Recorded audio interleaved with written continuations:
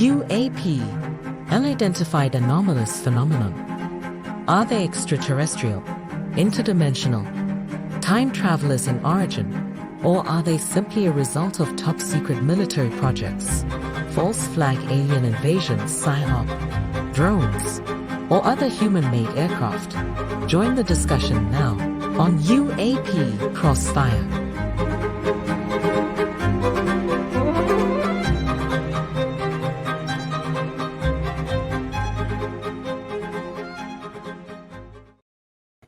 Love that music. Welcome to UAP Crossfire, where the alpha males get into it and try to find out what the hell's going on in ufology today.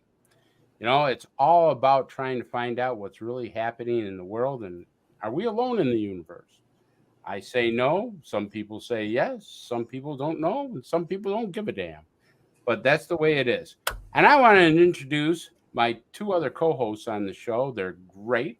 I want to start with the silverback of ufology, the dandy Don Eckert himself. Hello, Don. How are you today? Well, I'll tell you, I'm a heck of a lot better than I was 3 or 4 weeks ago, but I've been battling a damned respiratory virus. And got to tell you, Chris, you know me, I don't couch my language as a rule. It knocked me flat on my ass. But Wow. I'm coming back, I think. Okay. You're making a comeback. That's what I like to I'm hear. still above ground. Well, that's good. That's good. I tell you that RSV virus will kick anybody's ass. I've had it before, and then sometimes you lay there and you go, "Oh, please, God, take me now." You know. Well, I'll tell you, I had lost literally my voice for almost a week. Well, I think I talked to you at one point weeks ago. Yeah, it does affect your memory once in a while, that RSV. I'm sure. Up and stuff like that. You know what will cure that is a good snot of bourbon. I've always found that clears up that stuff. I don't have any bourbon.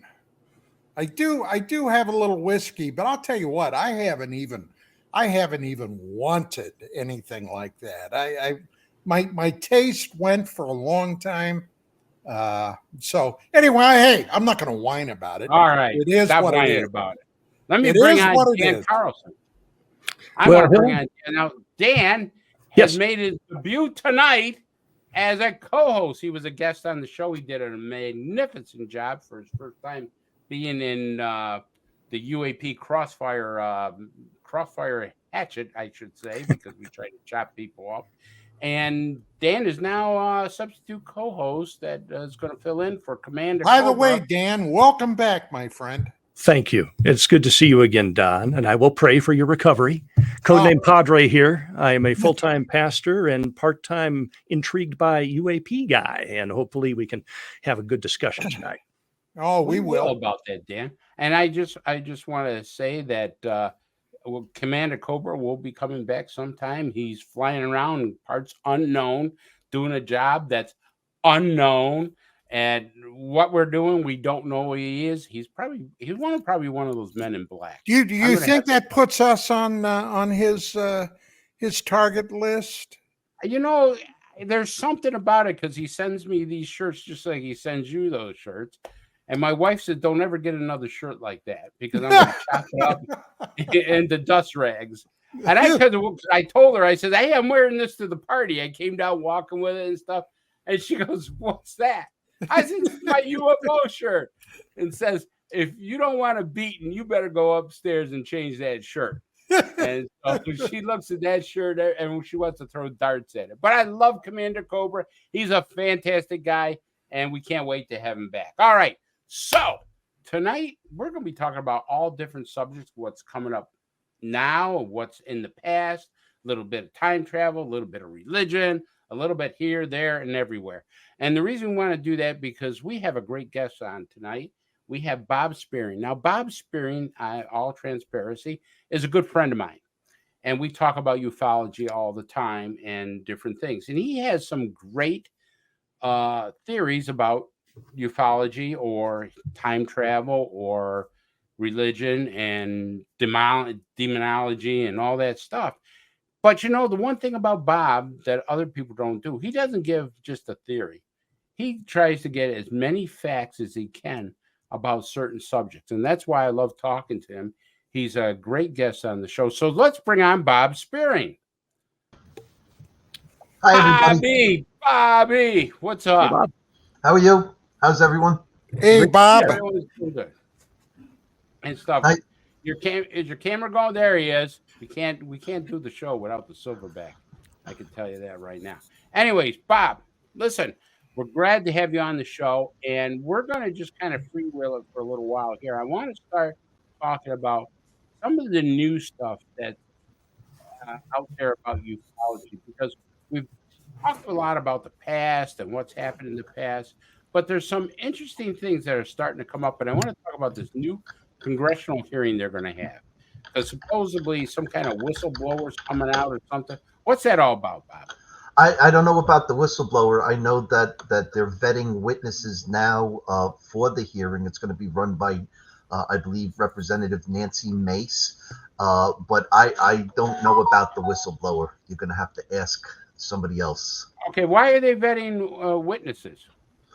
To see who would be credible enough to go before Congress. They're looking for pilots, military, and police officer types that have submitted reports over the years that are highly credible. Some with video.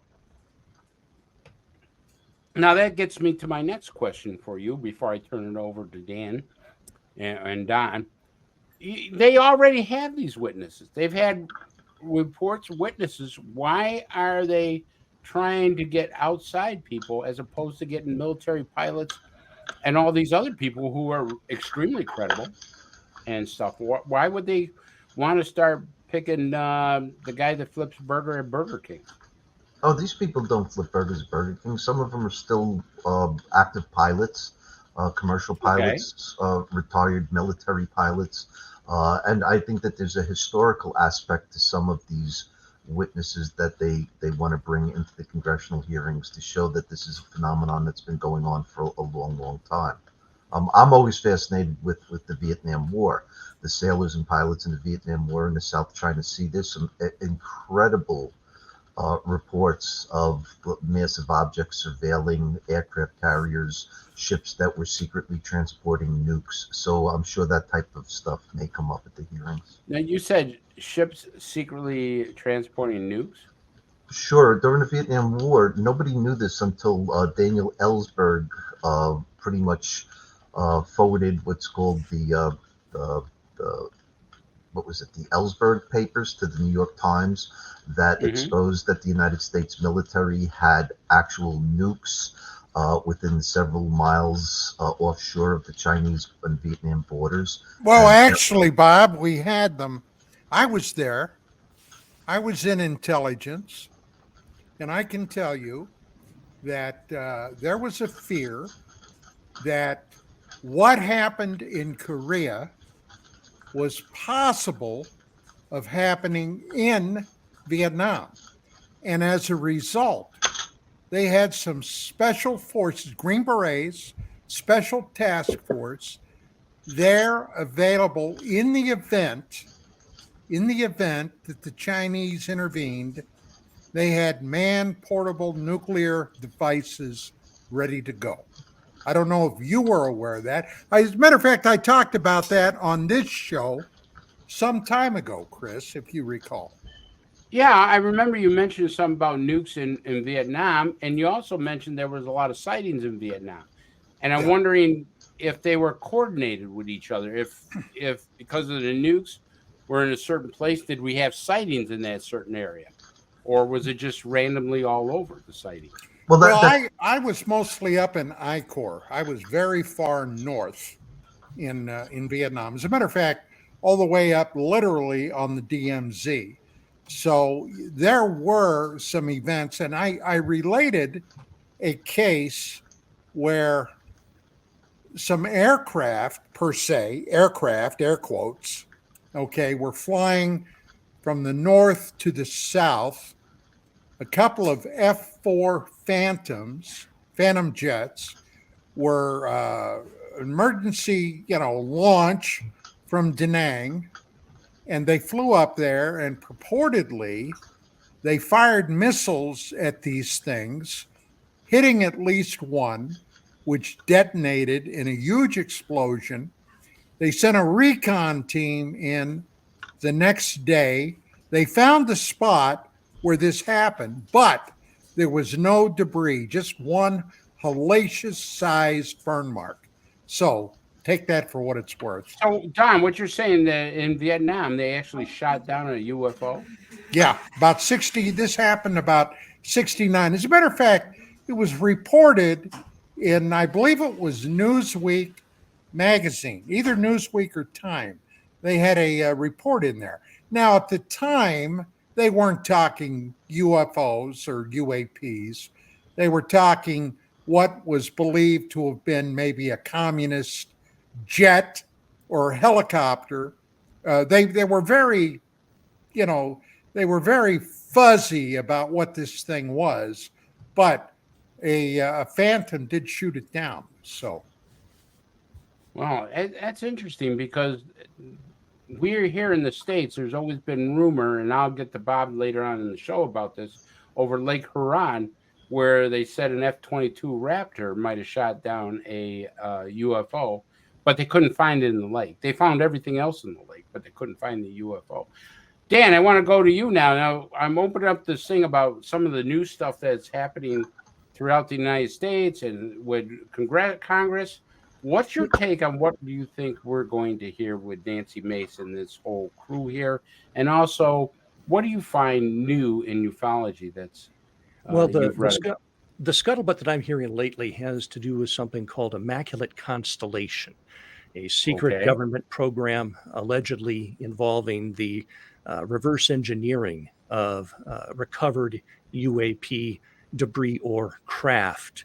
This November, I believe November 13th hearing that's coming up, I heard this week that one of the witnesses that they are speaking to may bring forth something on Immaculate Constellation.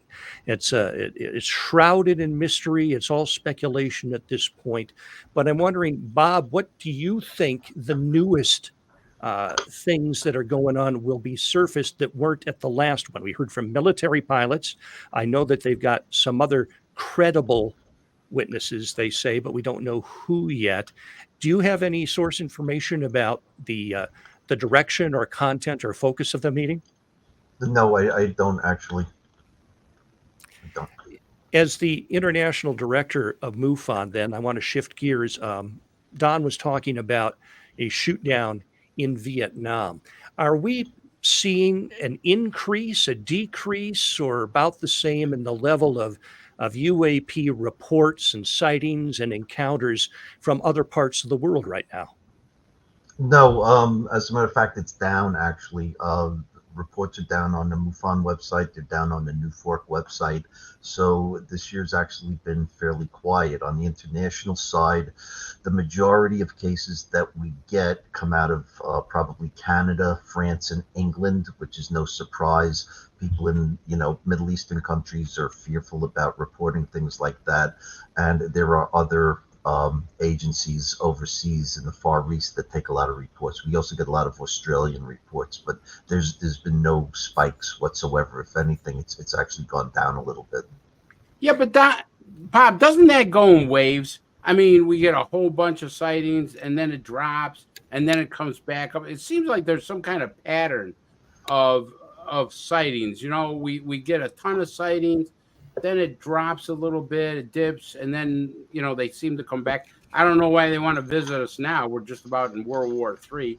If I was going by this planet, I'd lock the doors and that might be down. That might be why they're here. They're waiting. They're watching. The problem with statistics, Dan, to answer your question fully, is that MUFON's not the only place you can report UFOs anymore. There's private corporations, there's New Fork, there's Arrow, there's NASA, and so that busts up the statistics. And if nobody's sharing with each other, there's really no way to know for sure if everything's going up or down. The only two public databases really where you can tell that would be at MUFON and UFORC, but there's several other UFO reporting agencies now. So I don't think there'll ever be another accurate reporting of statistics for flaps from this point on. What about South America?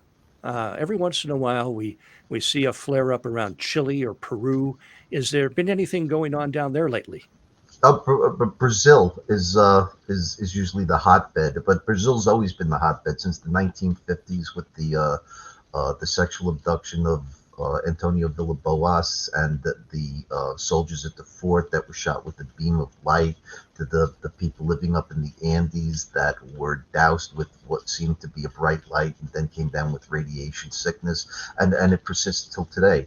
One of our functional directors at MUFON, Fernanda de Perez, is actually in Brazil right now because they're filming about several historical cases as well as a new one with entities being seen near villages. And this has been going on for decades, but it's still going on right now in Brazil. Bob, I've never heard this story about the soldiers being hit with a beam of light or something. Yeah, it was a place called Fort Itapu. Mm-hmm. And it happened in 57. Going by memory, 57.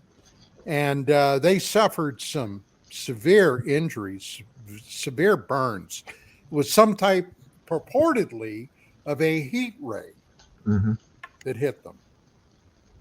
And did the soldiers die, Bob? No, they some of them were temporarily blinded. All of them had to go to the hospital, and that wasn't unusual in the 1950s. Richard Haynes actually wrote a book about sightings during the Korean War in Korea, basically the same time frame. And some soldiers inland fighting against the North Koreans actually saw a dark object come over the battlefield, and they shot at it. They heard it ping. And the same thing happened to them. It shot a bright ray. They ran for cover, and all of them had to be medevaced out within 2 days with severe burns and swelling of the face. And I want to ask you about the other sighting in Brazil where this white, because I'm getting to a bigger question, but I want to know what this other sighting was where this white light gave people radiation burns. Yeah, it was a family. They never saw a craft. It was in the 1950s. They were indoors, and this bright light created a heat effect on them. They came down with essentially radiation sickness. There was trace radiation, and the next day they had sores all over their body. The sores weren't painful until 12 days later when the scabs started to fall off and left these big black lesions all over their body. They all survived though. You see, this is the one thing that people are not understanding, and this is the stance I take, and I think Don takes it, and I'm going to ask him about this in a second. I don't think they're as friendly as everybody thinks they are. I think there's a lot of people who say, "Oh, they're wonderful. I can't wait till they come." I go, I like what that brilliant scientist said that was in the wheelchair. What's his name? Hawking. Yeah. He says, I think you ought to duck and cover and stay out of their space because we don't know what they're all about. And, at first I said, geez, what's he know? But I'm coming to believe, I think he was right on the money because there have been numerous people being injured by these crafts, being injured by some kind of frequency. And Don, you wrote a paper about it, and I think this is a great time for you to explain about your paper and your theory about why there wouldn't be a disclosure because of the harmfulness that what they're doing. Well, okay. Excuse me. I'm still working with that voice. I told you to get some whiskey. The fact is, I am convinced that if there is at least one group of visitors here, there are multiple. And one of the things that convinces me of that are things like what Bob and Dan were just talking about, these incidents where these craft demonstrated hostility For a long, long time, many people thought that we never had any type of a hostile act. Now, people have been hurt, injured, even killed, but it was always attributed to an accident. Well, I don't believe that. All Neither do right. I. For a lot of reasons, not the least of which was my 3.5, 4 year investigation I did on human mutilations. But we're not talking about that. The paper I wrote was in light of all this hoopla about disclosure. Okay. Now, I got to tell you, I've been doing this UFO beat for a long time. And one thing that I have discovered in all my years of research and dealing with people at NASA, the Department of Defense, other government agencies that I've had contact with, that until just about 6, 7 years ago, they all would have gone to the grave before they ever admitted there might be something to this. Now, that I got to tell you, that was something, and I'm suspicious by nature. All right, ask my wife. She gets so pissed at me sometimes, but that's part of being a cop, part of being in the service, doing what I did in the military. But I am suspicious, and the more I researched this, it became very apparent to me with people I've talked to, people that I've shared ideas and theories with, that this UFO conundrum has at the very center of it a core secret. And it's something that only a handful, if that many, are aware of what that secret may be. And that core secret is surrounded by an SAP, a special access program. And in projects that are covered by an SAP, they have what is known as a bigot list. Now, not like a racial bigot, okay, but a bigot list which has listed the people that have access to whatever the program is. They have, and this is the important thing to keep in mind, a need to know. Now, back in the very early 90s, on national TV, when I was the director of research with UFO Magazine, I broke 2 very big stories. I broke them on CNN and then on NBC. One involved a Soviet Union probe, this is before the Iron Curtain fell, of course, called Phobos 1 and 2, that were being sent to Mars. Now, there's a long backstory to this thing. I'm not going to go into it unless you ask me about it. But basically, they were going to Mars with these probes. And I might add, NASA was involved with this mission, something they didn't talk about at the time, but NASA was involved. And the idea was that around 2014, 2015, which now has been a decade ago, there were plans at that point to send a joint manned mission to the Red Planet. So here's what they planned to do with Phobos 1 and 2, was get to Mars and then do a series of tests on the Martian moon Phobos. Okay? Mars has 2 moons, Phobos and Deimos, both very small, okay, were not even discovered until about 1876 or 1877, even though we had optical equipment that should have been able to see them. And suddenly, boom, they popped out. There they were. Now, at the time, it caused quite a stir, all right, with like the British Royal Astronomical Association and others. But the plan was to find out what Phobos was made out of.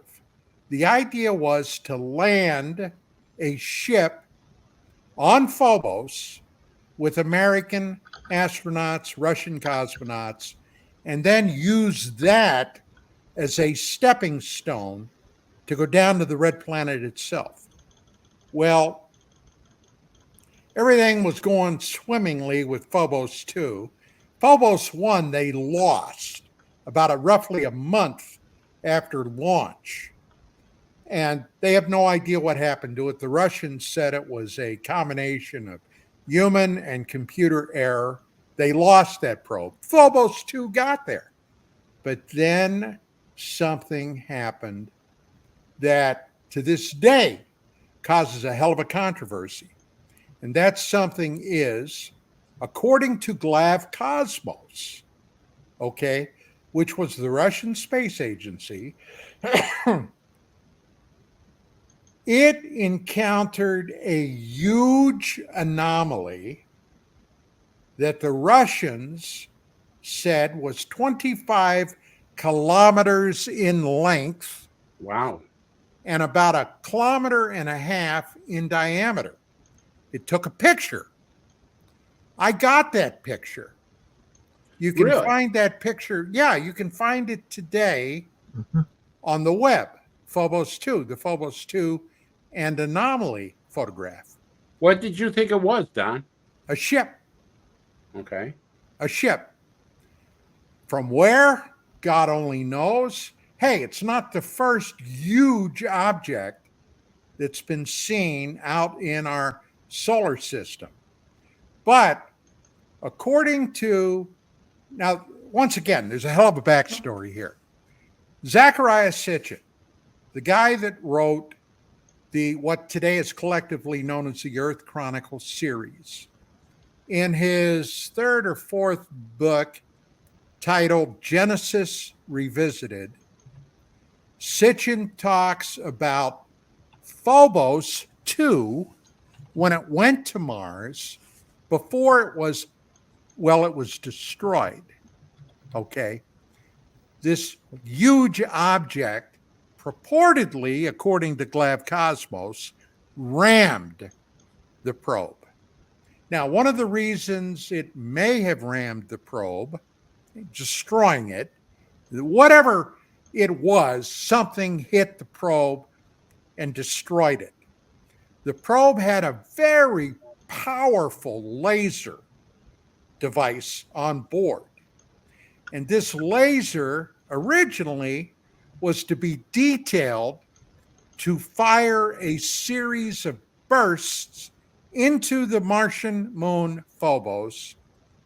And then they intended to analyze what the gases were from a result of this firing. Okay. Now, if that in fact was a ship and it saw that laser and it recognized that as a threat, that certainly would have been one reason to destroy it. And it did. Now, the other case, and there's a point to all this, the other case that I broke was something called the STS-48 shuttle and video. Okay, this was in June of 92. First, I showed this on NBC. Then I ended up going back on Larry King again. I showed it on the Larry King show.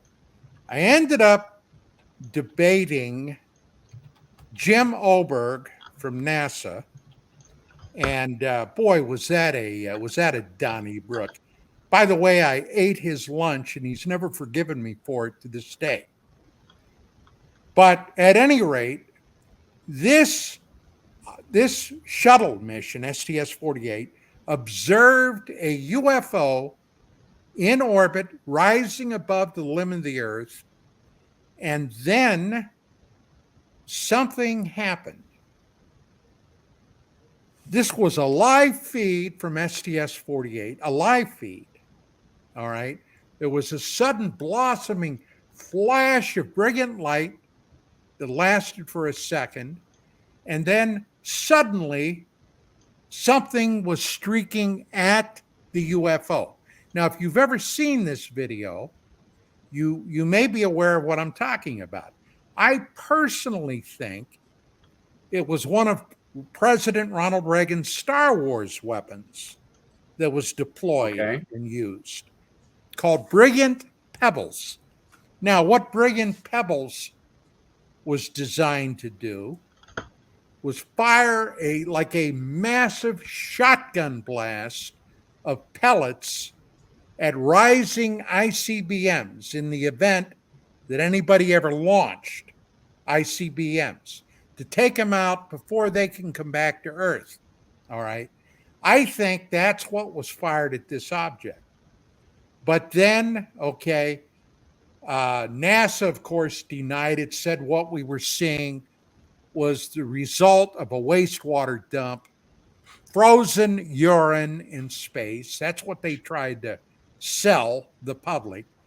Problem was, the wastewater dump happened about 2.5, 3 minutes after this incident. Now, right there, two incidents that showed hostile action, okay? One by the UFO UAP, the other by us, all right? We took a shot at that UFO, or somebody did.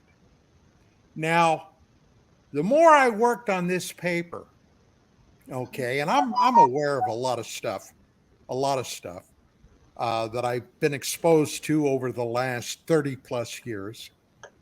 But I became convinced that if there's one group of ETs here, there are multiple, maybe 5, 6, 7.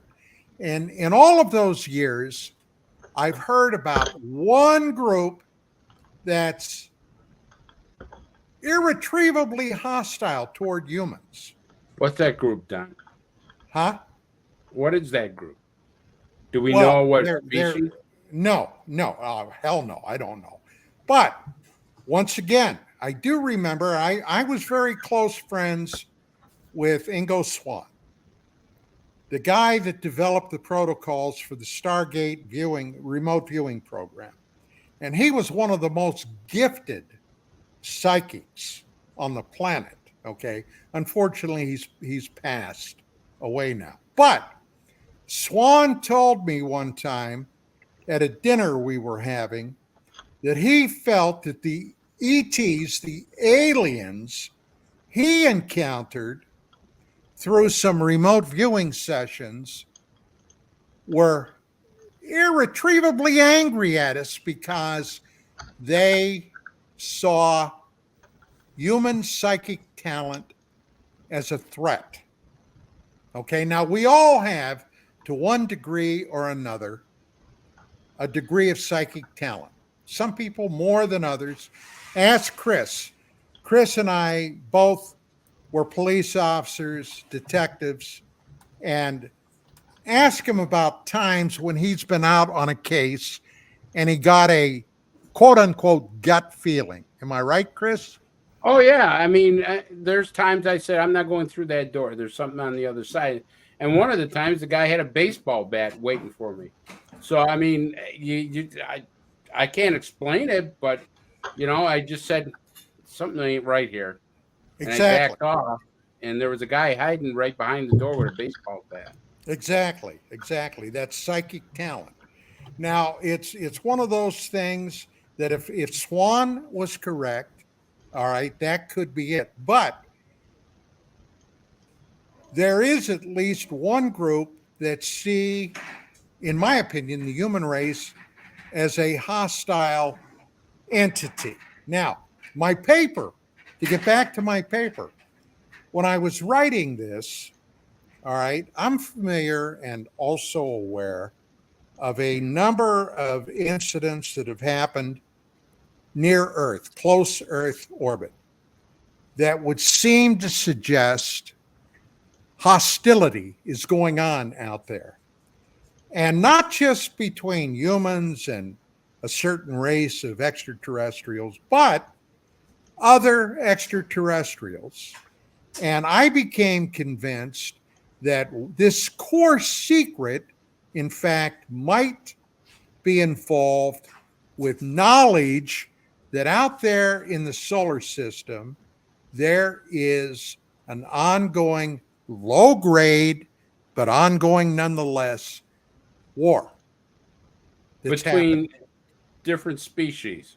Yes. Is what you're saying. Okay. Yes. Different species. So let And me ask that's you, basically the gestalt. That's what my paper is about. Don, hold on one second. Dan wanted to ask you a question, I think. I want to Sure. ask you a question about that. When there are wars are fought for a reason.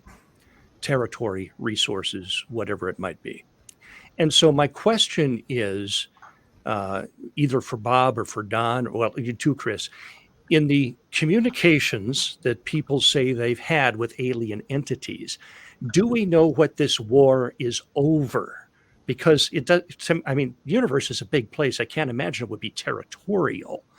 But what are they fighting about? Well, That's a good question, Don. Go ahead. okay. I'll tell you, Dan, Mhm. you may not like this, Oh, dear. all right, because of your position as a minister and a pastor. Uh-huh. But Oh, I boy. suspect that the human race was tinkered with by extraterrestrial beings, okay, going back 100, 200,000 years ago. That even the Bible in Genesis, Uh-huh. Genesis states, okay, and I don't have it in front of me, but let me paraphrase. Let us go down and make man in our image. Yep. Now, what does that mean? All right. Well, it would seem to suggest that if there's any truth in that those beings had a reason. And I personally think it was initially to be a worker race, a slave race.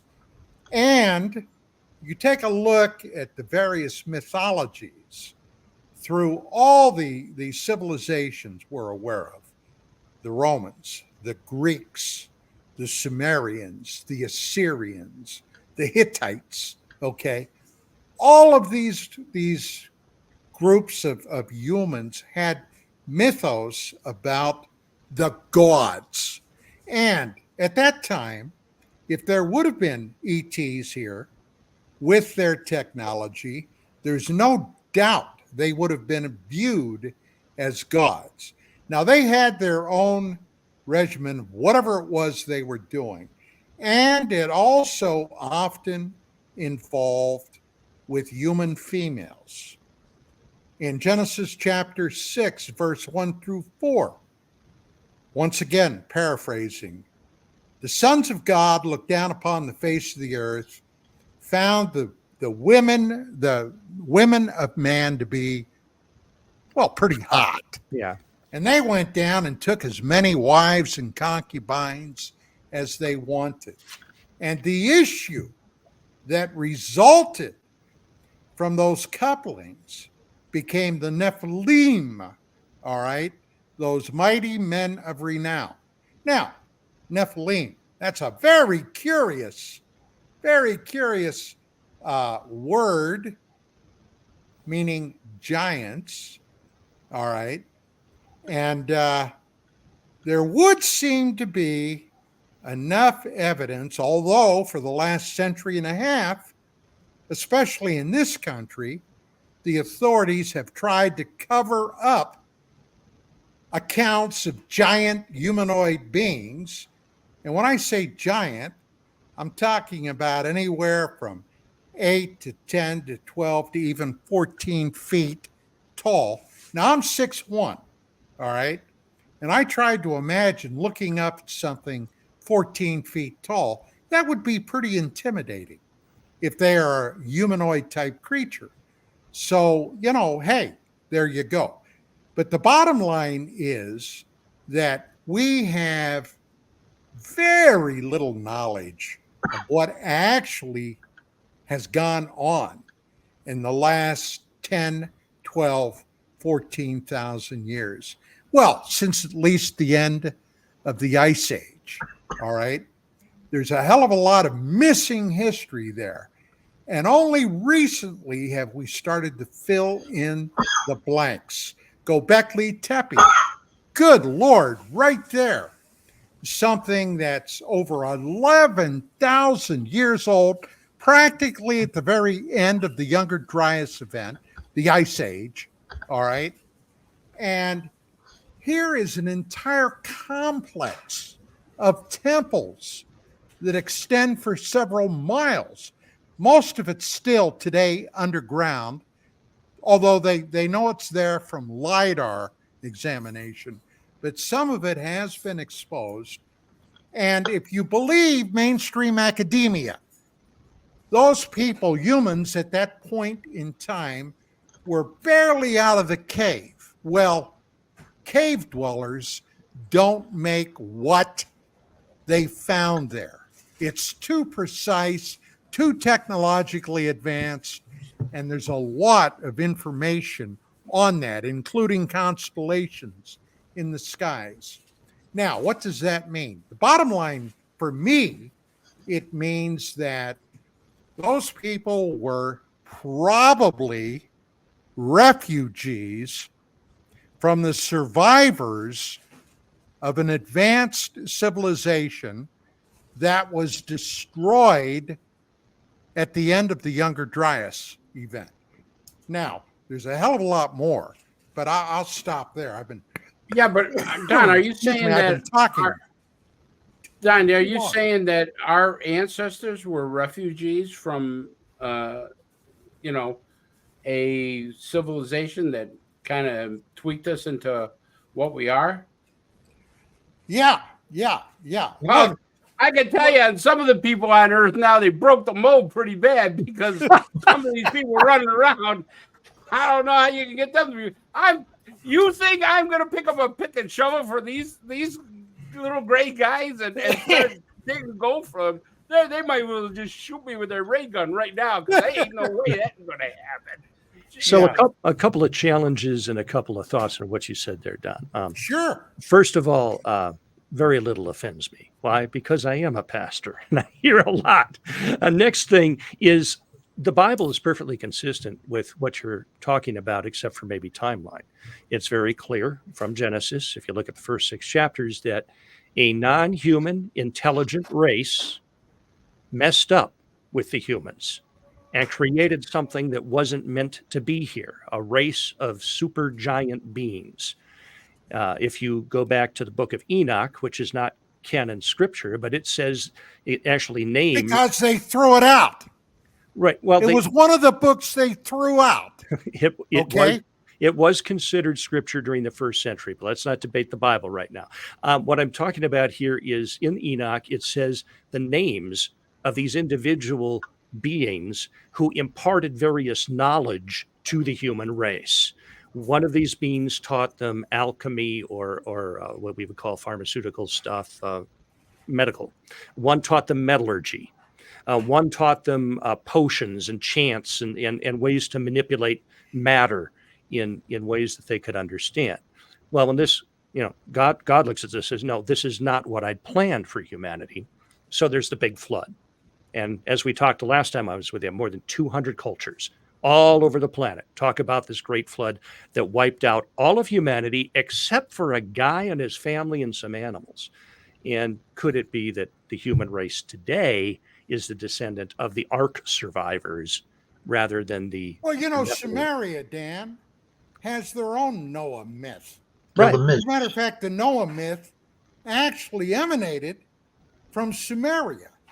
Okay, much of the very, very early Bible came out of the writings in Samaria. My God, Abraham. Mhm. All right, Abraham was Came out of there. Sumerian. Yeah. Ur of the Chaldees is where he came Yep. from. Exactly. So yeah, hey, that's what I'm telling you. Hey, I had, now this is years ago. This is kind of a funny story. All right. And it's a short one, but I had a girlfriend I was dating long before I got married.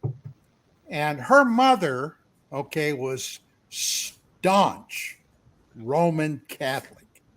And I mean staunch. And we were talking one day, and she said something disparaging about somebody who was Jewish. And I looked at her and I said, how can you say that? Don't you realize that our Lord Jesus Christ was a Jew? She, Dan, I swear, looked at me, got this look of shock on her face, and you'll never believe what she said. I might. He was not. He was Roman Catholic. I'm sorry. Now, Okay. there you go. Now that's a true story. That's a very true story. Well, since we've kind of wandered into the biblical narrative here, and I wanted to check with Bob and talk to him because you've investigated tons of stuff. And one of the reasons I came on UFO Crossfire a month ago or whatever it was because I do think that there's a spiritual element here. There's no doubt that some of this is man-made, some of it's misidentified, might some be interplanetary, intergalactic, perhaps, I don't know. But I do think that there is some that is demonic or spiritual in nature. And do you have any comment on that, Bob? Yeah, I've been listening to you for a while. I had a lot of comments on a lot of things. There is definitely a demonic component to some of what's going on. For example, last year I came across several cases of jellyfish type UFO, possibly animated, in people's bedrooms with tentacles coming down and attaching themselves to a forehead, to a back. And in all of these cases over the past 80 years on different continents, the witnesses said the same thing. They felt that their life force or soul was being sucked out of them. They described these squid-like objects as having tentacles with sort of like Christmas lights, blue, like sort of a bioluminescent. And the question is, how did they get in the bedroom? Did they materialize there? Were they demonic? Did they come through the window? Did they come from another place and time? So I definitely believe that some of what's going on is demonic. I also believe that at the end of time, the book of Revelations, when it talks about the devil being released after 1,000 years to cause havoc again until he's eventually thrown into hell forever, the devil can't time travel. All right. If you believe in Jesus, Jesus pops up all over the place. They call him Christophanies, before he was born, after he died.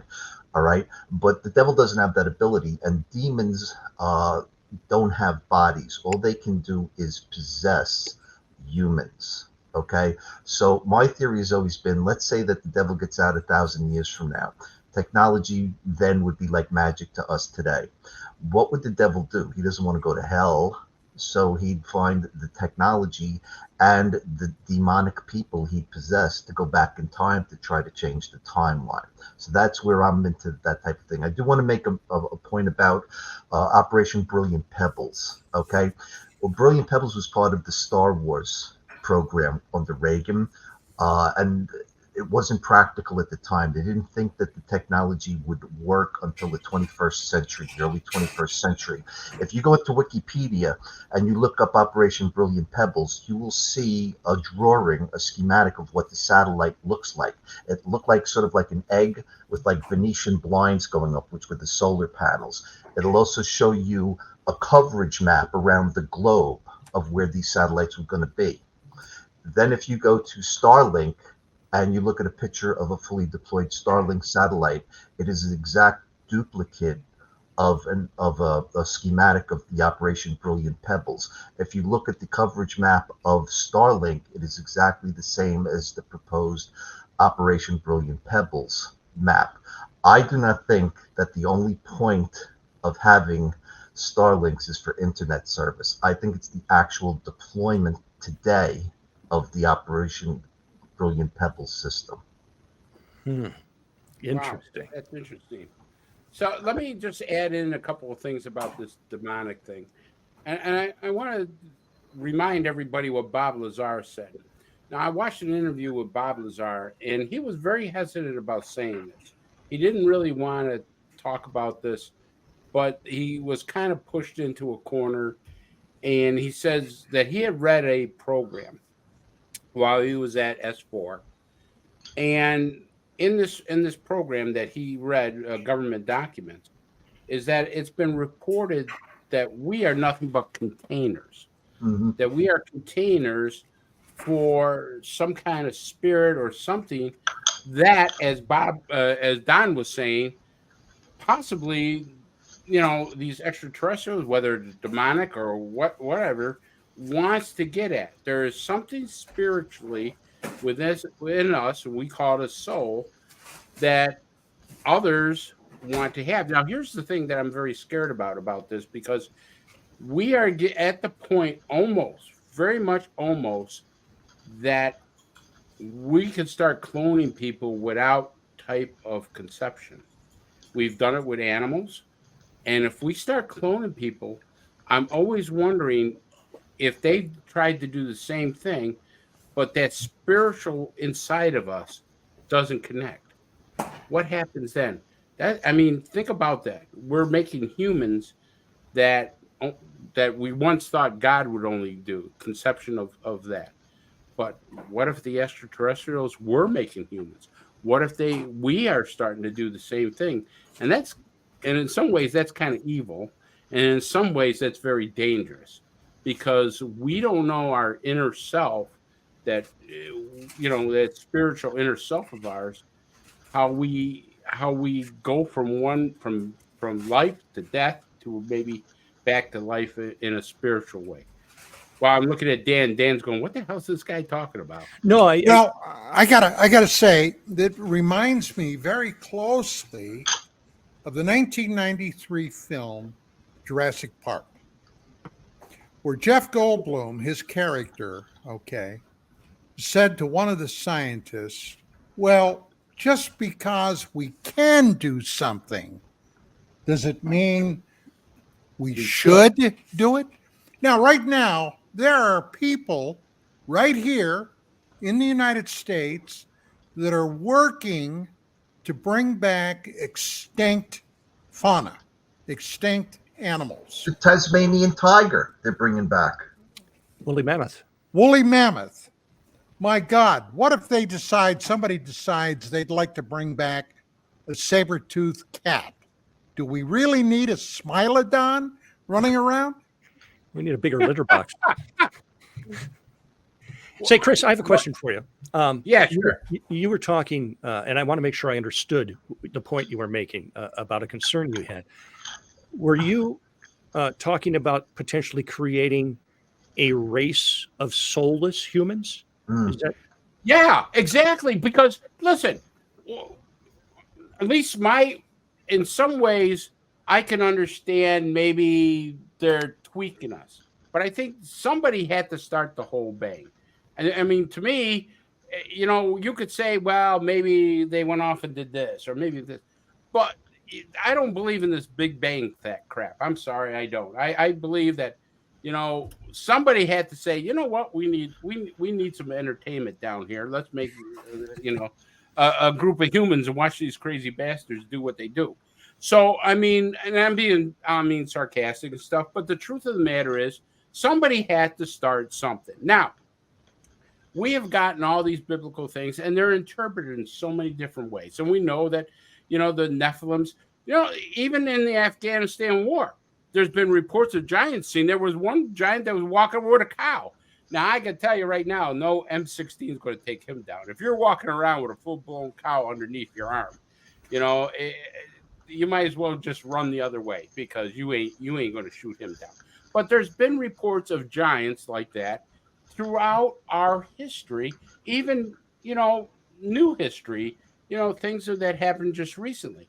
So there is some truth to all this stuff about giants and different things like that. What I'm concerned about is that we're doing things that we consider extraterrestrials maybe doing hostile. Like Don says, well, they came down and wanted to make us a slave race. So they did this and that. Okay, I'll take that theory and I'll say, if we're doing the same thing, how bad do we? Because the human beings, we have a bad side of us. I mean, let's put it out there, because we have crime, we have terrible things happening, we have wars.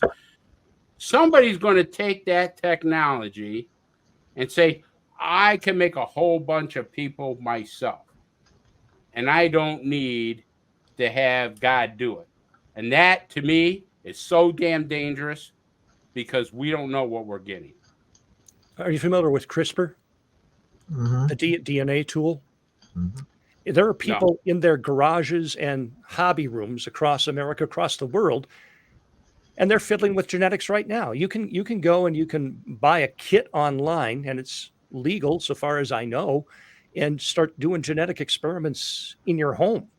I don't know if you saw a man that was recently charged with, and I think he got a lot of fines. This is from Genghis Khan, our loyal listener here, a bighorn sheep that was genetically modified. He took some genes from an Asian species and crossbred it with the Rocky Mountain bighorn sheep and produced, a Goliath sheep for hunters to hunt without permission. And so what you're saying, kind of along the same lines, Don, is what if they're messing with human genetics without permission that could create something that we don't know what the end result is going to be?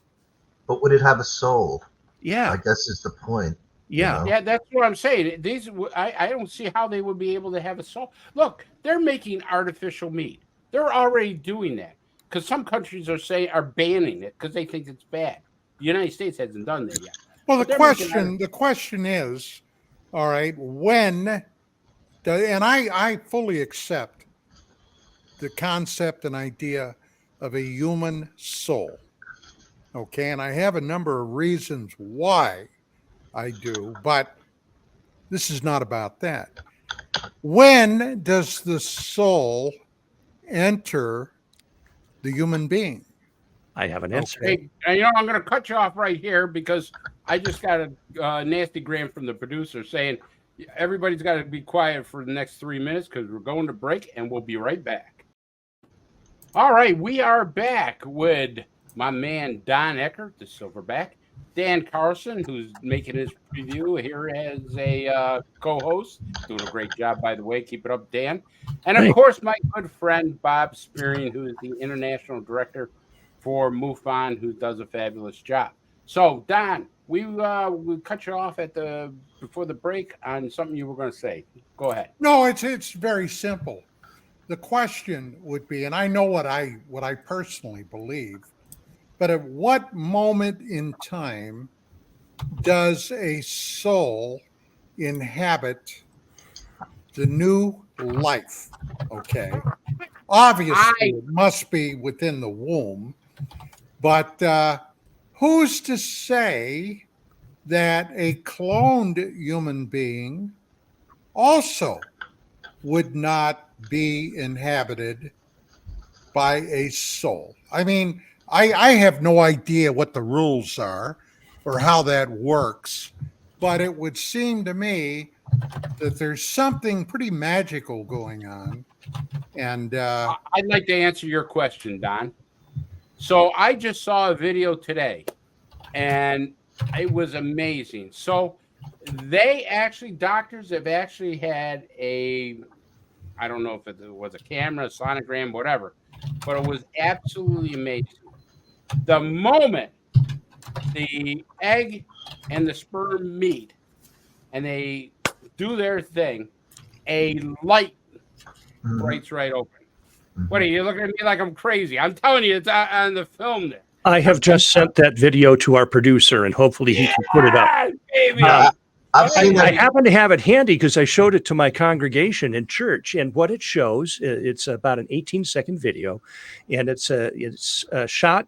That was produced by, I believe, it was Northwestern University was doing some studies on this, and you will see a picture. It's a YouTube video of the female egg, and it's surrounded by sperm that are trying to get in, and at the moment that sperm cell penetrates the barrier and gets into that egg, the moment of conception, there is a flash of light. Now, Bill says he's got the video ready. Bill, could you put that up for us, please? And let's see what it looks like. Okay, here we have the egg. And now what you're going to see here in just a moment is the precise time that sperm cell enters the egg. Let there be light. Look at that. Isn't that amazing? And of course, we cannot prove that that's the moment that a soul. But Dan, the doctors can't understand what it is either. It baffles them because there's nothing in science that would have that happen. Am I correct on that? Correct. They're speculating. Does it change a chemical balance involving zinc or phosphate or something like that? Potassium, zinc or potassium. But still, the bottom line is there is a flash of light at the moment of conception, which takes us back to the Bible. God, the author of life, let there be light. And so here we have this new being. And if you ask ChatGPT or any of your other AI programs, at what moment does that entity exhibit human DNA? It will tell you objectively that the moment that egg is fertilized, that sperm gets in, boom, it's a zygote, and it has human DNA contributed by both the father or the source of the sperm and the mother. So something miraculous truly does take place there. And I don't know how many of you guys are dads or fathers or were present at the birth of your children. It is a life-changing experience to see that new life that comes in. But getting back to the UAP and UFO topic here, Don, what I wanted to ask you, or rather, Bob, what I wanted to ask you was, in my previous career, I was a broadcast meteorologist, and was very interested as we get into the UAP reporting about the parameters of meteorology when a sighting is reported to MUFON. Can you relate to me, just for my own interest, when your investigators are asking the questions, what weather parameters are recorded? On when the witness submits a report to MUFON, they're not asked about the weather. They don't mention the weather. But when our investigator gets the case, we have what's called Form 30, and that's where the investigator actually fills out everything for his investigation. There's an entire section for weather. Some people, I think, use the University of Arizona website for weather. Some use Wonderground.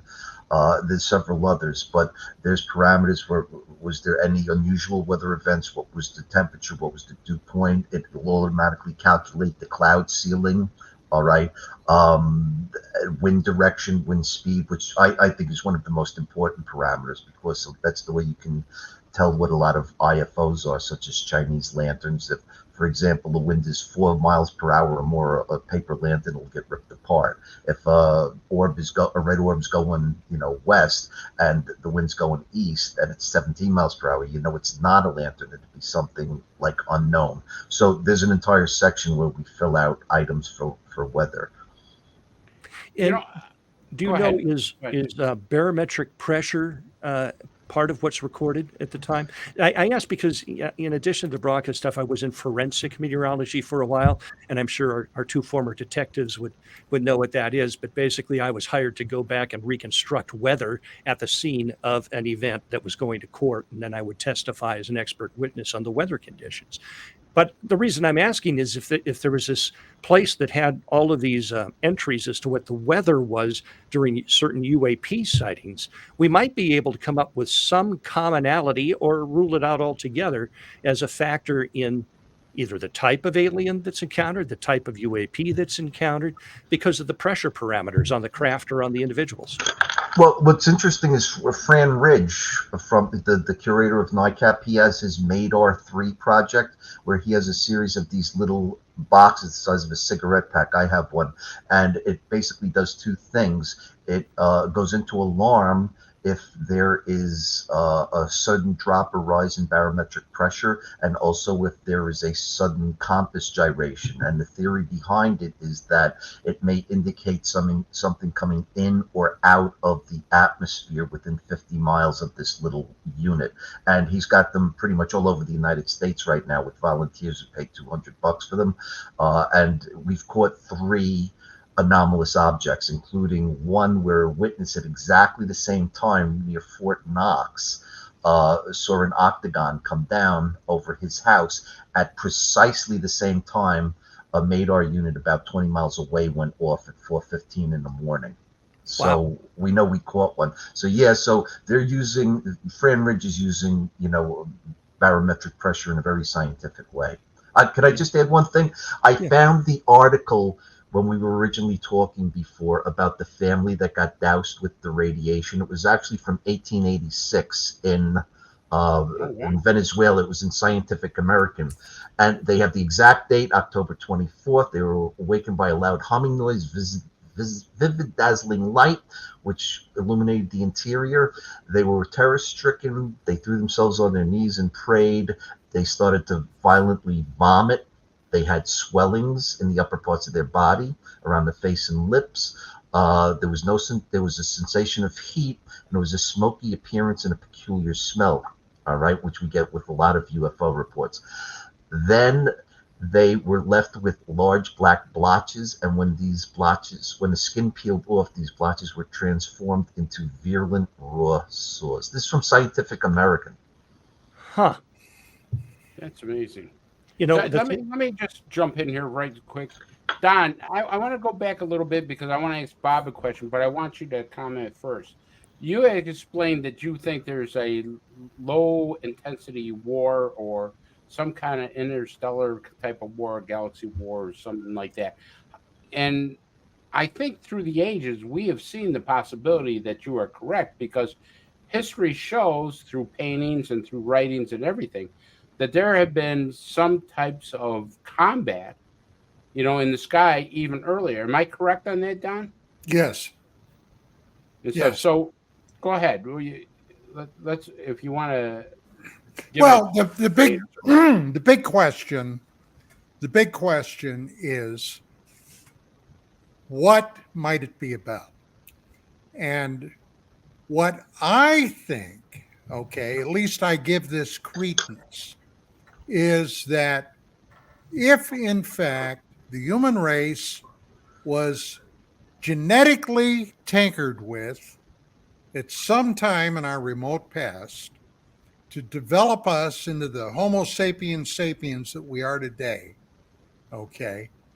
we basically are under the purview, whether it's intensely or maybe not so intensely, of one particular group of extraterrestrials. Now, if there's one here, there's more than one. And there's nothing in the books that say that all these guys got to get along with each other. If there is a group like Ingo Swann mentioned to me that finds us to be basically a hostile civilization because of our psi talent, such as it is, then they may be out for our worst, endings. And the group that created us, or other groups, may see that as a threat for whatever reason to them. Hey, look, personally, I think that we are, and this is going to sound weird, but that we are in basically a quarantine zone. Somebody has a quarantine. Wait a minute. I got to stop you there, because if I was from another planet and I came down and see the shit that's going on here, I want to get the first bus off, so I can tell you, yeah, you're not wrong about that one, pal. Yeah.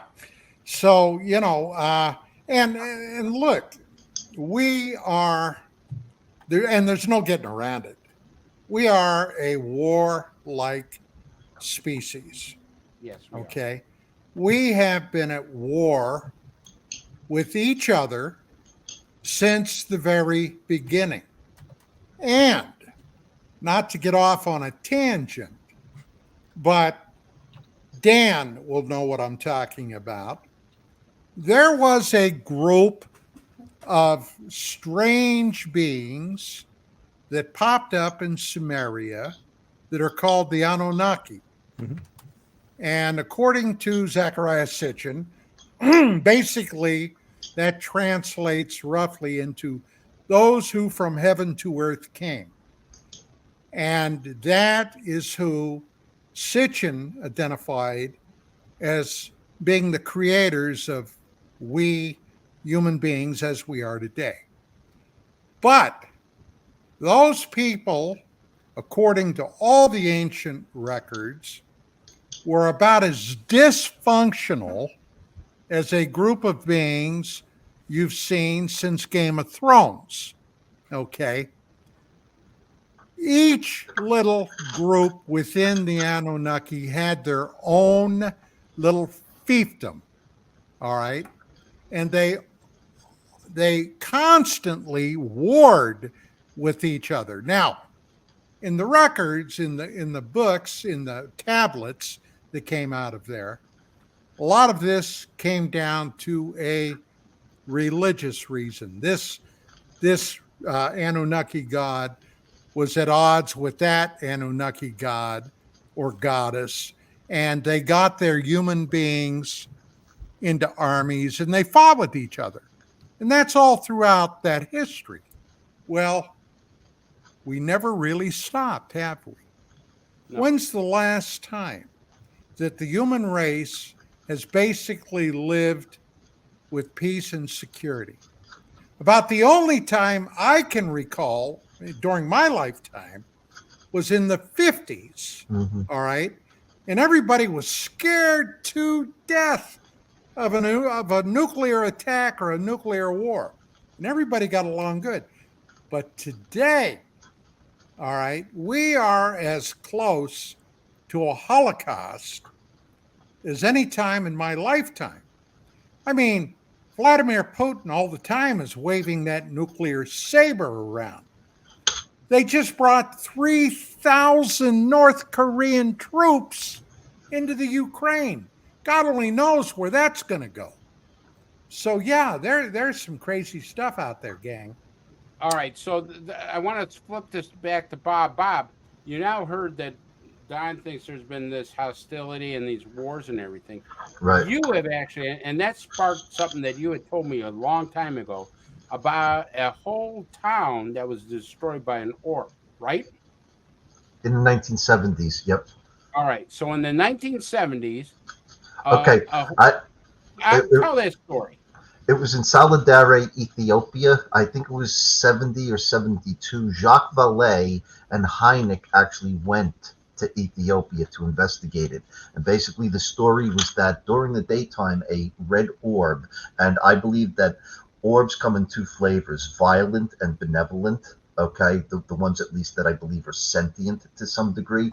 This red orb, daytime orb, went down the main street of Solidare, Ethiopia, which was a village. It had some stone houses, but it was nothing like a city.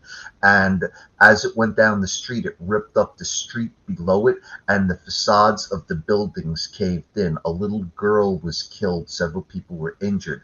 And what's most peculiar about the case is that when the orb got to the end of the town, it turned around and came back and did even more damage. Hynek and Vallée classified this as a CE4 event. That is, and so also you studied a photo, not a photo, but a painting. And you said, hey, Chris, I asked Commander Cobra about this, and you said that looks like the flaps of a modern jet fighter. Am I correct? Explain about what that Yeah, thing is. I think most people who are listening, if they just type in the search bar of their Google Nuremberg, April 1561, they'll get that famous woodcut by Hans Glaser of what looks like orbs and crosses fighting, battling in the sky. And most people think that's unusual, but if you ever read the book Wonders in the Sky by Chris Aubeck and Jacques Vallée, you'd know that this was a very, very common occurrence in the 15th, 16th, and 17th century, where these orbs were fighting in the sky. And they're all described the same way. Black orbs, blue orbs, crimson orbs, and then they all sort of fall to the ground. But the thing that makes the Nuremberg April 1561 sky battle interesting is that in the newspaper account below the woodcut that was in this old-fashioned newspaper, it says that later in the day a big black spear came passing by. And when you look at the bottom of the woodcut, which is very colorful, it's my screensaver actually, you see this, it looks like a fixed wing aircraft. It almost looks like a B-1 bomber, and it has front wings and it has rear wings, all right, stabilizers. And also there are two sections where it seems like there's a cutout on the bottom of it. And when Commander Cobra looked at the picture, he agreed with me that it actually looks like it was landing flaps coming down, which is why you could see partially through the triangle.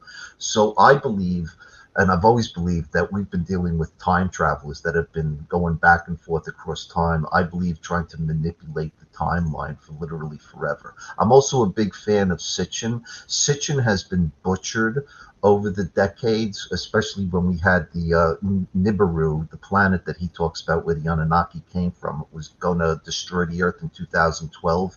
If Sitchin was correct, Nibiru would be about as far away in its orbital path as it could possibly be right now. The last time it was here was approximately when Christ was born. And what's interesting about his predictions was he said that it would be a fairly large Neptune-sized planet, that it would be in an orbit not on the orbital plane, sort of like Pluto with the other planets. And right now, in the search for Planet X that all of these scientists are photographing sections of the sky, they now believe that Planet X, it will be at an inclined orbital path, and it'll be about the size of Neptune, and that it would be about as far away from Earth right now in its orbital path as it possibly could be. That's what Sitchin predicted based on the Sumerian tablets that he translated. Okay, none of this nonsense that in 2012 the Earth was going to be destroyed. And apparently this is what the scientists are looking for right now. So it really, really validates him, I think. So what you're saying is that there's a planet. That this hypothesis is there's a planet roughly Neptune size that is undiscovered yet in our solar system? Yes, and they know that something's way, way out there past Neptune because it's disturbed not the Oort cloud, the Kuiper belt objects, and it's disturbed the orbit of Neptune and Uranus. So they know something big is out there. They're looking for now. Claimed it was a 3,600-year orbit. Mm-hmm. But wouldn't something that size affect the gravitational balance of our solar system? Oh, it does. Yes, it does. It does. It They've does. proven this. Yeah, they know there's something out there. They don't know what it is. They don't know if it's a clump of lots of objects or if there really is a planet X, a 10th planet out there. I believe there is a 10th planet, and they're looking for it really aggressively right now. It's either that planet or it's believed. You see, the solar system doesn't just go around with the galaxy. It bobs. It goes up and down. It does. Okay. And this has been astronomically proven.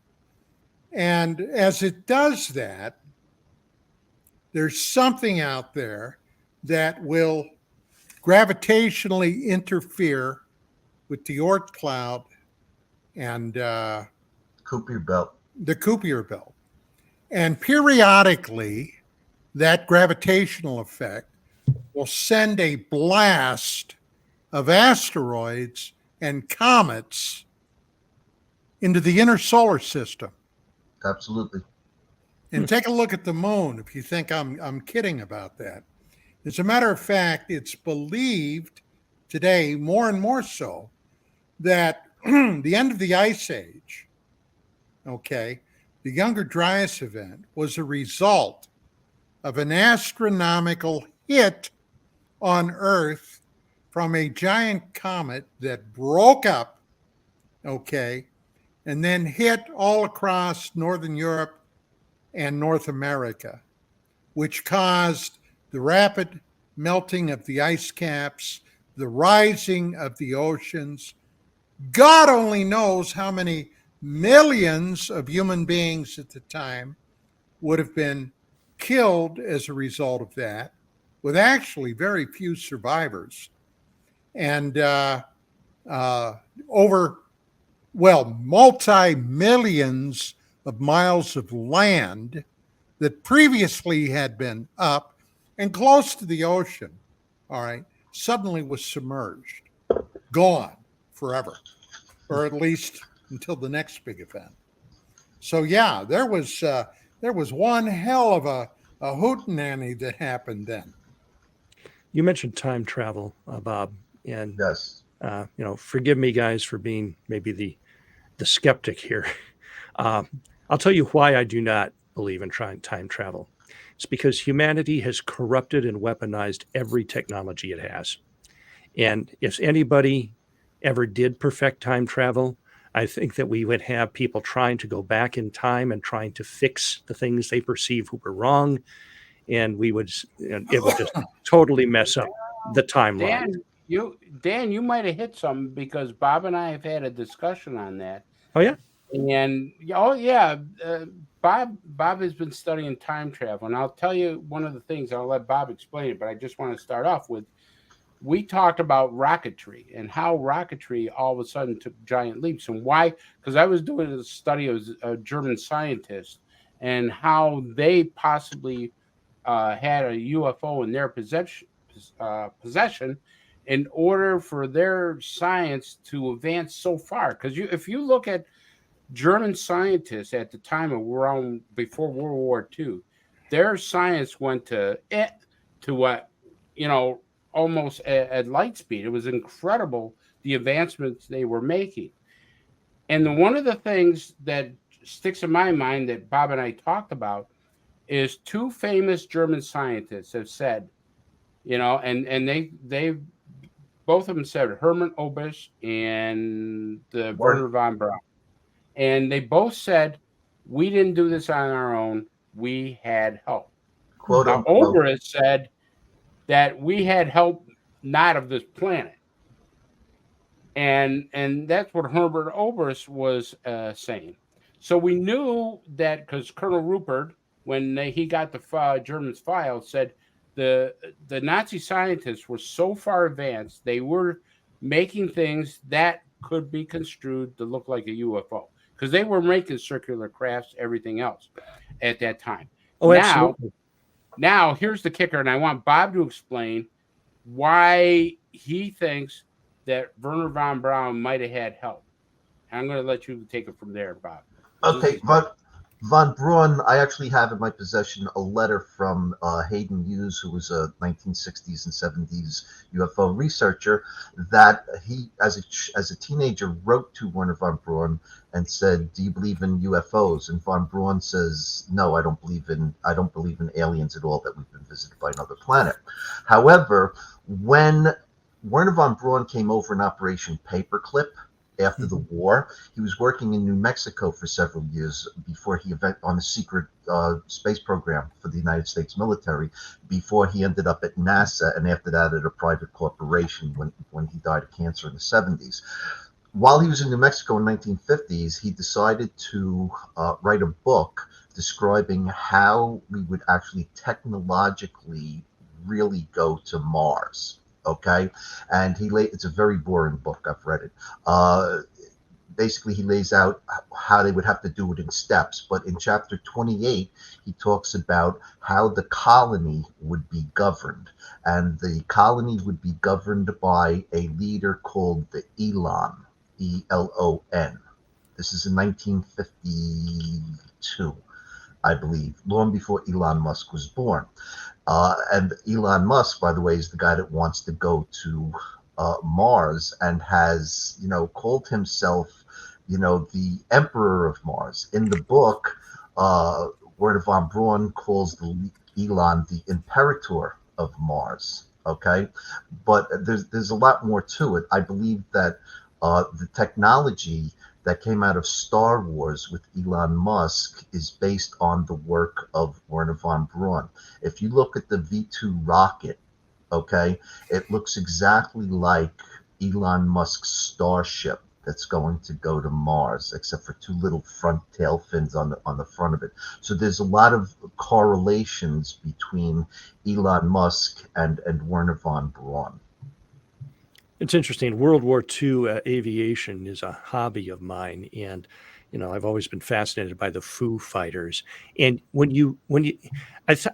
people need to stop and consider this: that at the beginning of the war, not Manchuria with the Japanese, in the Europe area in 1939, many of the countries of the world, their frontline aircraft, their fighter planes were still biplanes.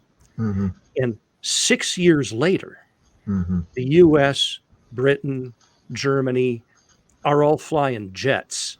Mm-hmm. And that tremendous technological leap forward seems almost incomprehensible to me without some kind of help from somewhere.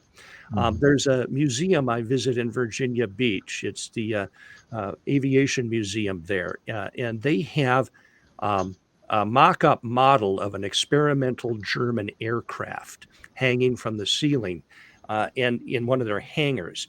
And that thing looks very much like the stealth aircraft that we were seeing about the time that the F-117 came out. The Germans were working on a flying wing that through Operation Paperclip and so forth, we adopted. Look at our new B-2 and B-21 aircraft, flying wings.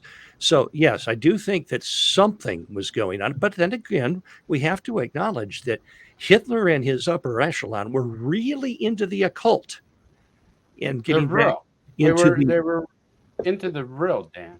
Right. Society. Yeah.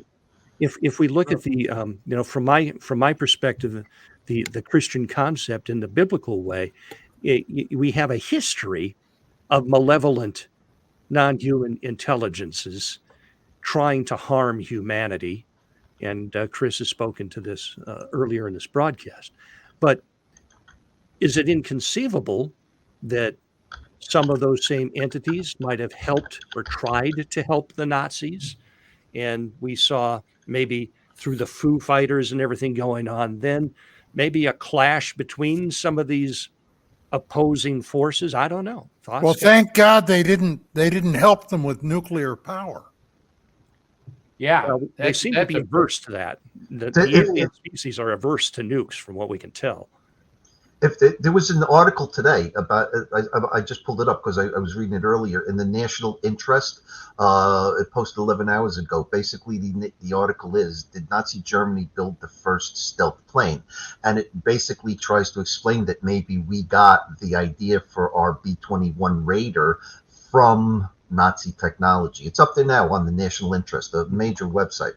Well, Don, didn't the Horton brothers first come up with the flying wing back in, I think it was 1939, between 1939 to 1941? The Horton brothers actually created it, and some people say that Kenneth Arnold's sighting would have been some of experimental planes that we took from the Nazi scientists that came over here. Well, everybody thinks, excuse me, that the Kenneth Arnold sighting involved discs. They were not discs. They looked actually, believe it or not, like a flying boot heel. The heel of a boot. Okay. I've got a photograph that I was given many years ago. It supposedly came from Air Force intelligence with one of these things. It's kind of a blurry blob on this, but it's unmistakably it. Excuse me, if it's anything, it's not a saucer. I could tell you that, and I want to play this video here because you mentioned the Foo Fighters, and I want to get your comments on this after that. Indications are the Nazis were ahead of all of the Allied nations in terms of technology. First-hand accounts tell us that from as early as the 20s and 30s, their technology far outstripped anything else on the planet. Further evidence for highly advanced Nazi flying craft came in the form of the so-called Foo Fighters. They were unexplained balls of extremely fast-moving light that started buzzing Allied aircraft over Germany. They were first reported in November 1944, towards the end of the war, and were sometimes seen as single balls of light streaking across the sky in front of Allied aircraft. And sometimes there were many of them flying off, around, and under the wings. There were reports from our airmen, and strangely enough, from the Luftwaffe flyers later on, about these mysterious Foo Fighters, which were faster and which had better armory and which caused a lot of damage. The whole thing was hushed up for many years, but it looks as though the German designers and developers had produced several experimental machines which were generally called Foo Fighters.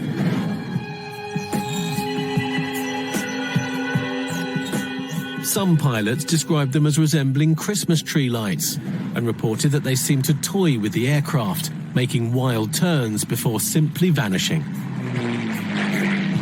Pilots and aircrew reported that the objects flew in formation with their aircraft and behaved as if under intelligent control, as they could never be outmaneuvered or shot down. The phenomenon was so widespread that the military took the sightings seriously, suspecting that the mysterious objects might be secret German weapons.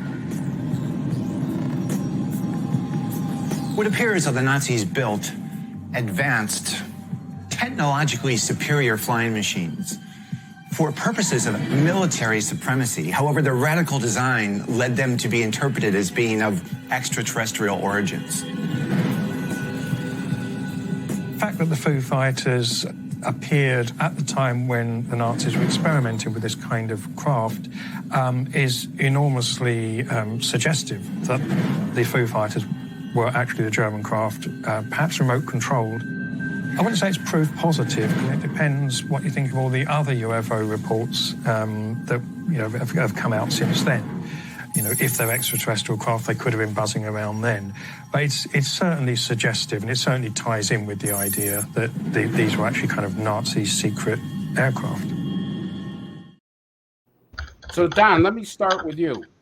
You just seen this about the Foo Fighters. Obviously, it wasn't German technology at the time, because the Germans would have used it against the American bombers. It definitely wasn't our technology. So, and it wasn't the Chinese, because they didn't even have a plane at the time. So, obviously they were either given a warning or technology that they wanted us to see and to maybe take adherence to what they can do and stuff.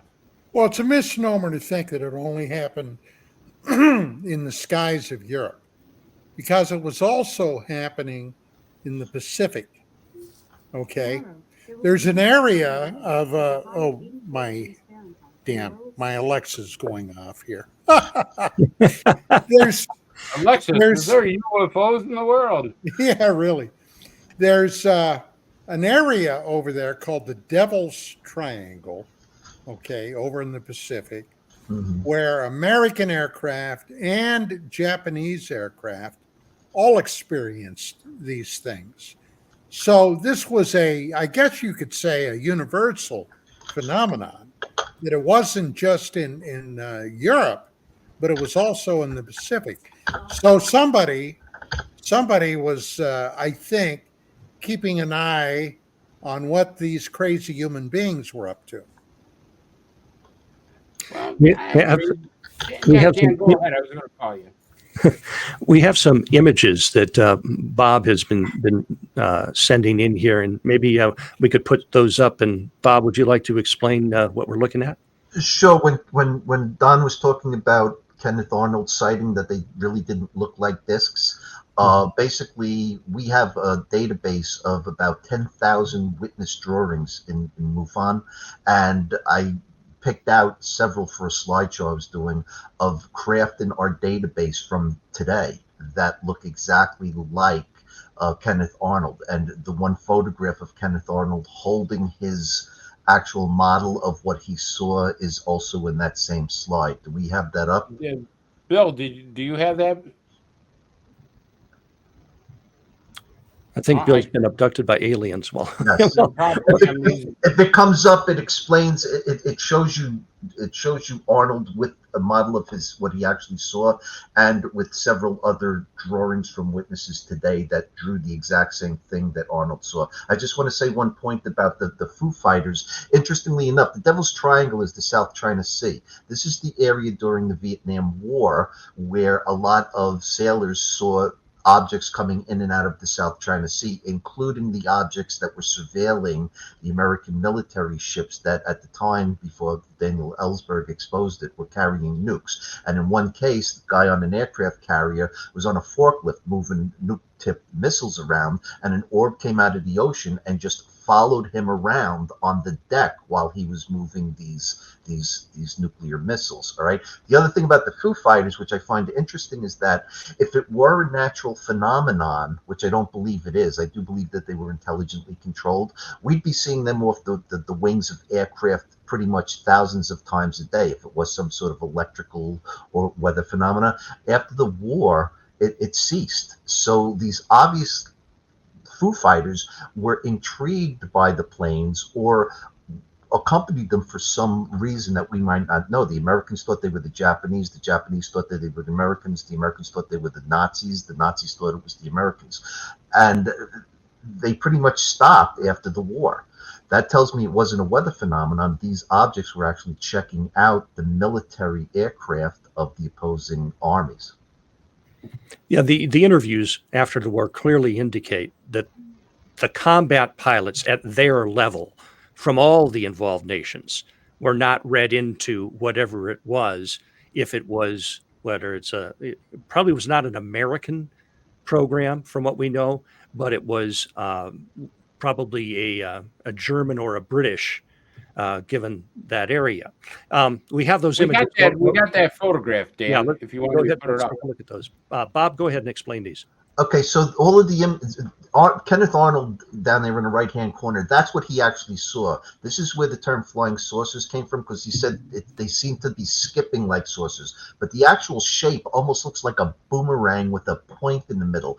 And what you see all around from left to right on top and on the left-hand side with, near Arnold, these are all drawings that we get from MUFON witnesses. And you can see that they're very, very similar to what Arnold saw back in 1940. What was it, 47 or 48?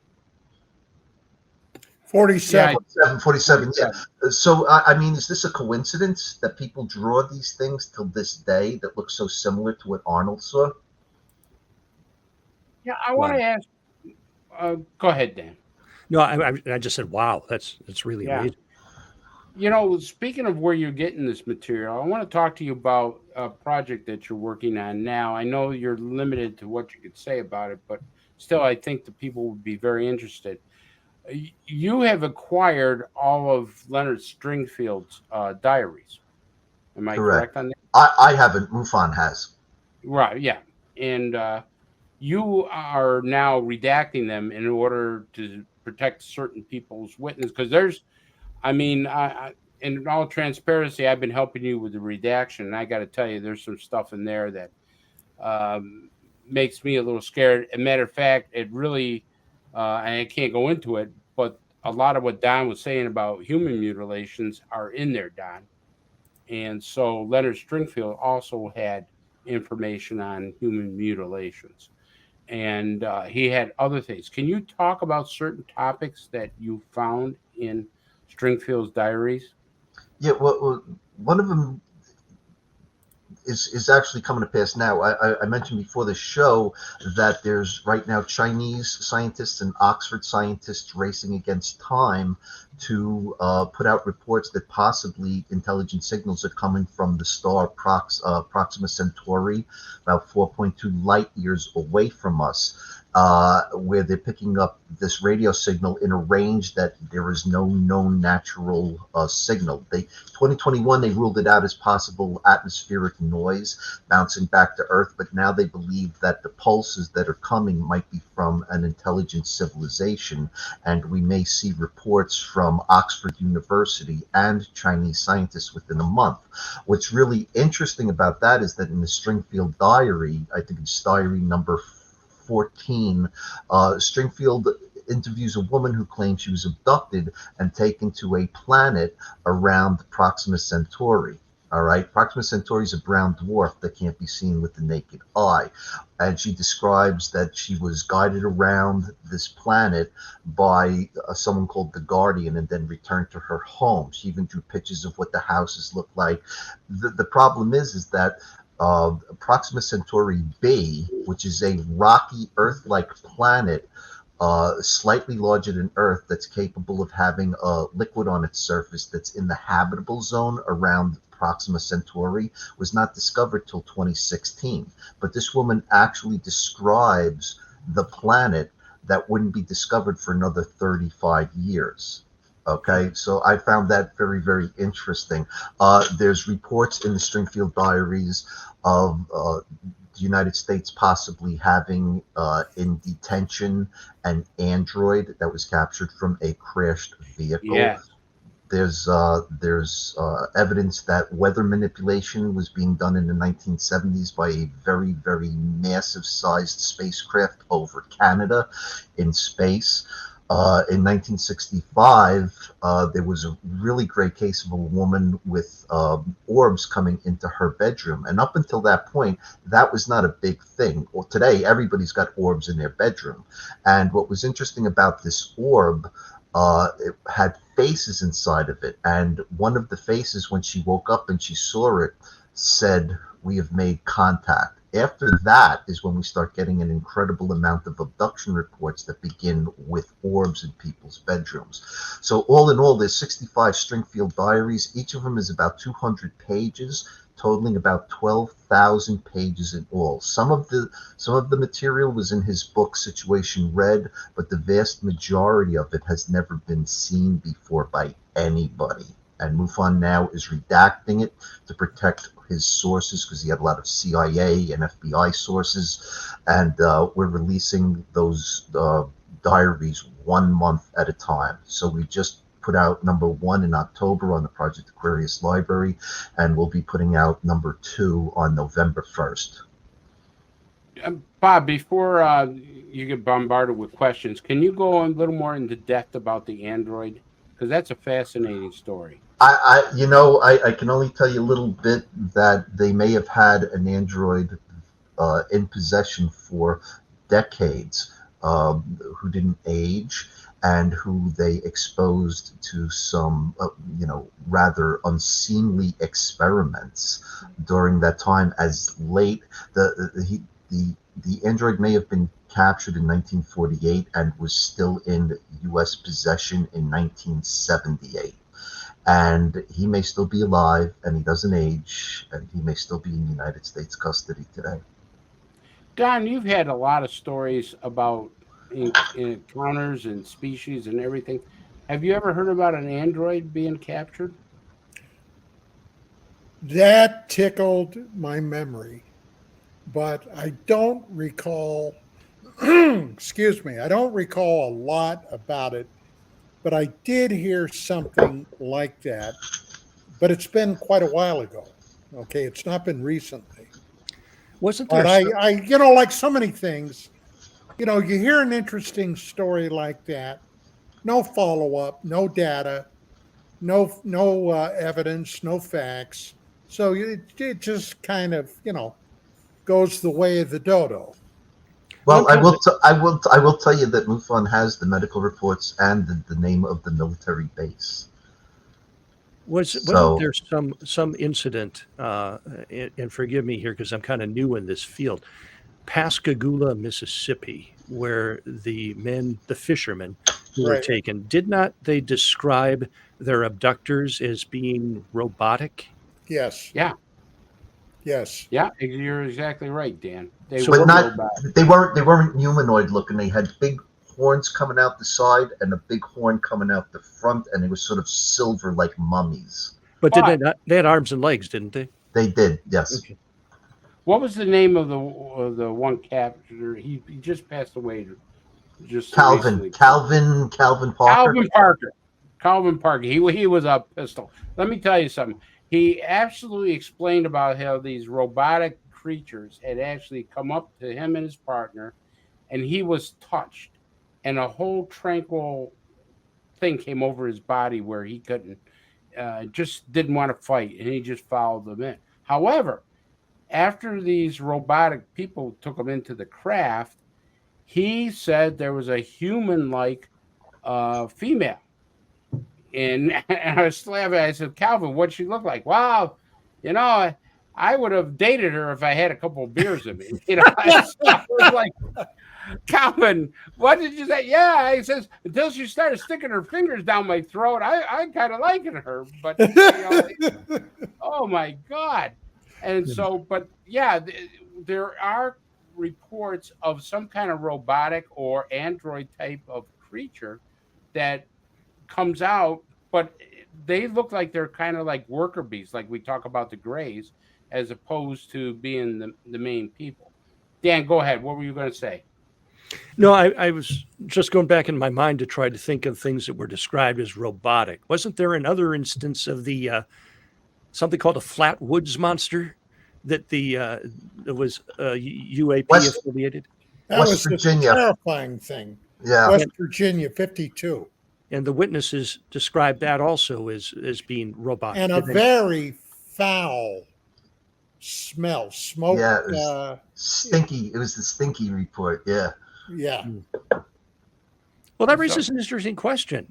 Do the abductees comment at all on odors when they're taken? Yeah. Yes, they do. Many times. Is there a dominant smell? Sulfuric or formaldehyde. Like rotten eggs, maybe? Yeah, like rotten eggs. Yep. Sulfuric. And if you watch the TV series Supernatural, you know that's demonic. Okay. Yeah. Sulfur? Oh, I didn't know that. Yeah. So how does that work, Don? Hell is burning with fire. Sulfur. Say again. How does that work with burning in hell with sulfur? Sorry, you got me there. Right? Go ahead. Can anybody explain to me how sulfur works with hell? I don't know. Sulfur and brimstone. Yeah, the Bible describes hell as being a lake of fire burning eternally with fire and brimstone, which may just be the odor affiliated with it. But, that's... All right, so I don't know if you guys heard this or not, but the Sodom and Gomorrah, the thing that destroyed the city there, what was the chemical or the mineral or something that was supposed to have destroyed the city? Well, if you look at that geography of that region, it's very close to the Dead Sea. It's there near where the Jordan River coming from the north enters into the Dead Sea. And recent archaeological excavations have relocated where we had thought the city of Sodom was. And they've gotten down into this thing called a tell, which is a mound under which they sometimes find these artifacts. And they're finding little spherical globulates of like a tar-like substance. And they just recently found that, right, Dan? Right.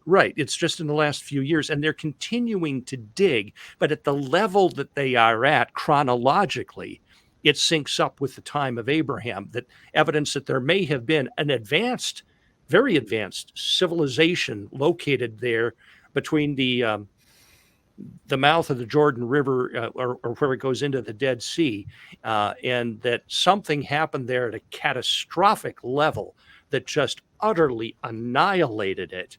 And the Bible says that it rained fire and brimstone from heaven. Well, fire and brimstone is just kind of we have to, when we read the ancients, remind ourselves that they're just describing what they know. And it was that kind of an odor, I would suspect, that those who saw it. I saw a science report on that it excuse me, this virus is kicking up again. That this incident happened roughly 3200 BC, and it was a result of an astronomical event that came down and hit a mountain range in Europe, somewhere in the vicinity of what today is Austria. And the impact was so great and so much debris was thrown up into space that is where it came down. Sodom and Gomorrah. It was the result of this impact. Now, do I know this for an absolute fact? No. But it was a very compelling exposition that I saw. You guys may have seen something about that at some point in the past, but I thought that made a lot of sense to me at the time. All I know is that in this finding that Dan was explaining, I read a similar article that they found ash, that they can't explain the ash substance that was with this sulfur, brimstone, whatever the pebbles were and stuff of that nature.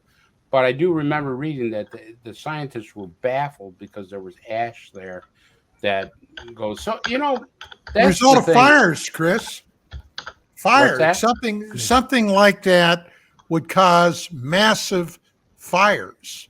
But the fires indicated extreme heat with that instance.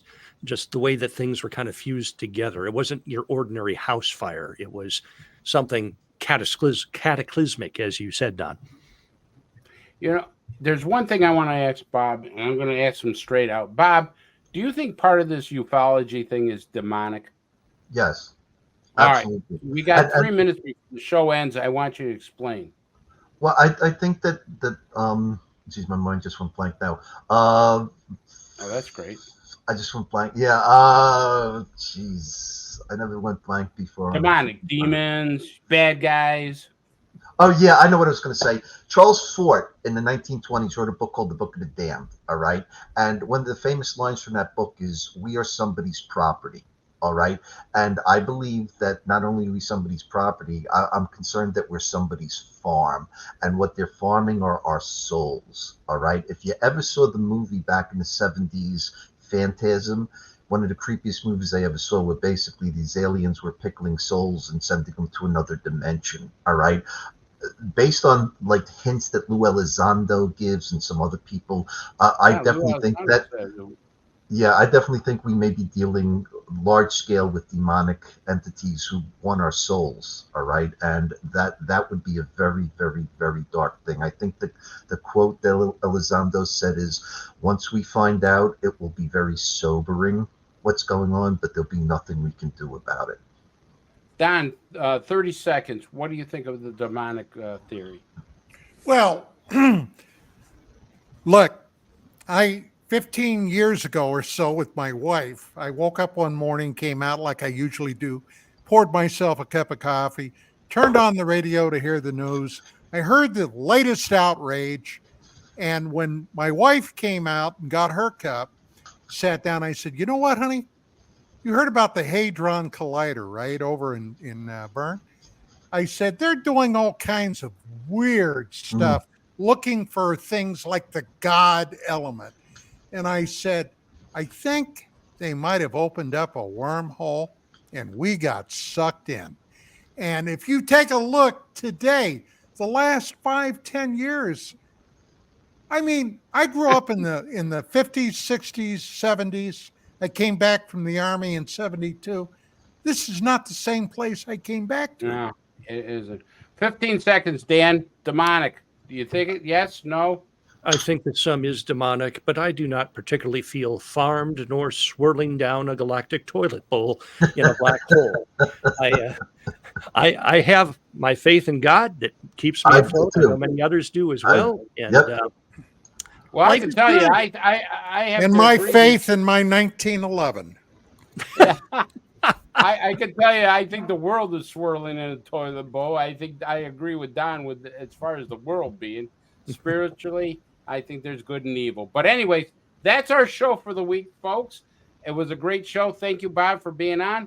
Don, you did a great job co-hosting. We appreciate it. And of course, the silverback of ufology himself. What would we be without him? Good night, everybody. Good night. Good night.